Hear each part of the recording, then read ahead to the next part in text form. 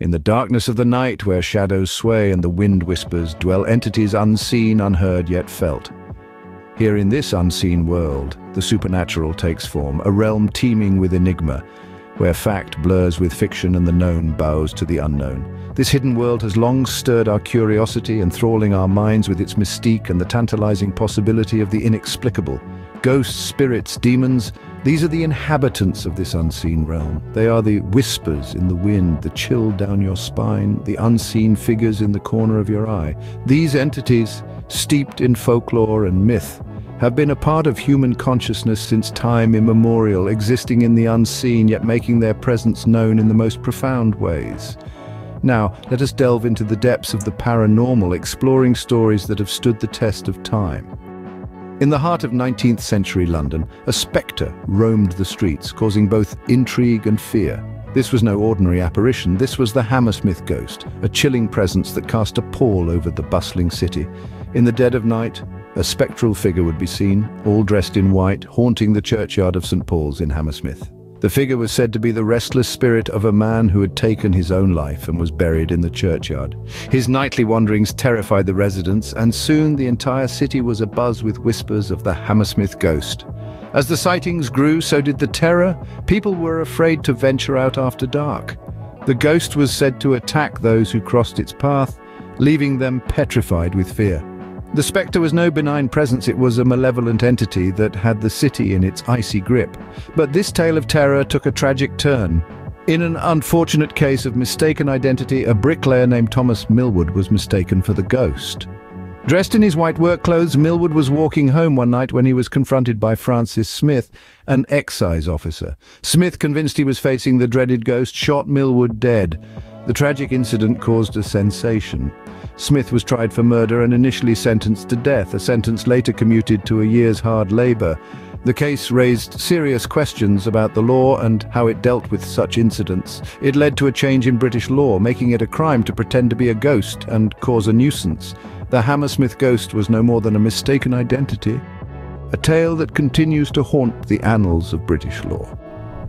This chilling story, steeped in fear and tragedy, remains a stark reminder of the power of belief and the sometimes devastating consequences it can have. Across the pond, in 19th century Tennessee, a malevolent force terrorized a family, leaving a trail of fear and death. This dark tale revolves around the Bell family, who found themselves the target of an unseen tormentor, now known as the Bell Witch. It all started with peculiar occurrences around their farm. The family reported seeing strange animals, hearing inexplicable sounds, and experiencing unexplainable phenomena. What began as curious anomalies soon escalated into a terrifying ordeal. The tormentor began to speak in a voice heard by all, a voice as chilling as the wind that swept across their desolate farmland. This voice would taunt, threaten, and prophesize, casting a shadow of dread over the family. The entity seemed to hold a particular disdain for the patriarch John Bell. It frequently expressed its desire for his demise. And, in a chilling turn of events, John Bell was found lifeless one fateful morning. By his side, a vial of a mysterious liquid, the same liquid the voice claimed to have used to end his life. But the story doesn't end with John Bell's death. The entity, the so-called Bell Witch, wasn't done. It had one last prophecy to deliver. In its eerie voice, it foretold a return in 7 years, a return that would bring more terror and despair. 7 years later, the witch supposedly made good on its promise, returning to torment John's son, Richard. It is said that the entity's return was brief but terrifying, leaving Richard and the town forever marked by the fear of the unseen. To this day, the tale of the Bell Witch lingers, not just in the town of Adams, Tennessee, but far beyond its borders. The legend has become an integral part of American folklore, a chilling testament to the power of curses and the fear of the unknown. The Bell Witch left a mark on the town of Adams, a chilling reminder of the power of curses and unseen forces. In the quiet town of Klingenberg, Germany, a young woman's life was torn apart by a battle between good and evil. Annalisa Michel was not unlike other girls her age. She was a devout Catholic who had a passion for life. However, her seemingly normal existence took an ominous turn when she started experiencing inexplicable episodes of convulsions. These were not your ordinary seizures. Annalisa began seeing devilish faces during her day-to-day prayers, heard voices telling her she was damned, and developed an aversion to religious symbols. Doctors and psychiatrists were baffled, unable to diagnose her condition. In desperation, her family turned to the church. They believed that Annalisa was possessed by demonic forces. Two priests, Ernst Alt and Arnold Rentz, were convinced of the same and obtained the church's permission to perform an exorcism, a rare occurrence in the modern era. Over the course of 10 months, the priests conducted 67 exorcisms. Annalisa was subjected to intense sessions, each lasting up to 4 hours. During these rituals, she exhibited extraordinary strength and aggression, speaking in a host of different voices, which the priests claimed to be the demons possessing her. However, Annalisa's physical health was deteriorating rapidly. She stopped eating, insisting that the demons were preventing her from doing so. Despite the alarming decline in her health, the exorcisms continued.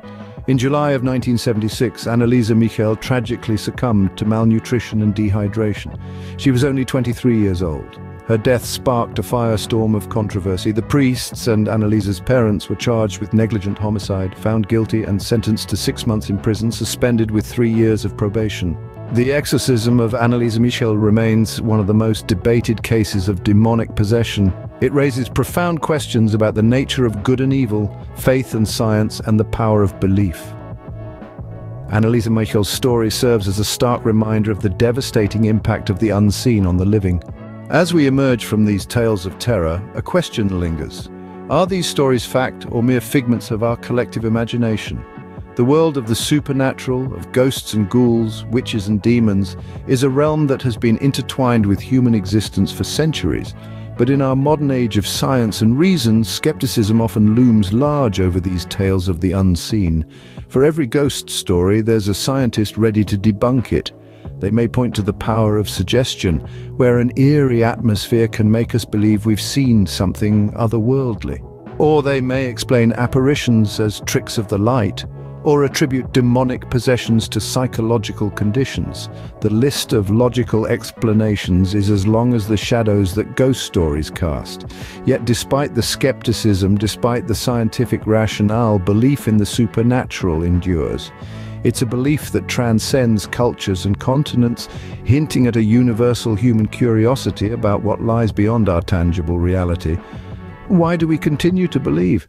Perhaps it's because these stories, these glimpses into the unknown, give us a sense of mystery, of wonder. They remind us that there's more to our world than what meets the eye, that there's a realm that exists just beyond our grasp. Or perhaps it's because these tales tap into our primal fears, our insecurities. They confront us with the uncomfortable reality of our own mortality and the uncertainty of what comes after. But ultimately, the question of belief is a personal one. It's a journey into the depths of our own psyche, a dance with the shadows of our fears and our hopes. Whether you believe in the supernatural or not, these tales continue to captivate, chill, and intrigue us, reminding us that there are things in this world that remain beyond our understanding.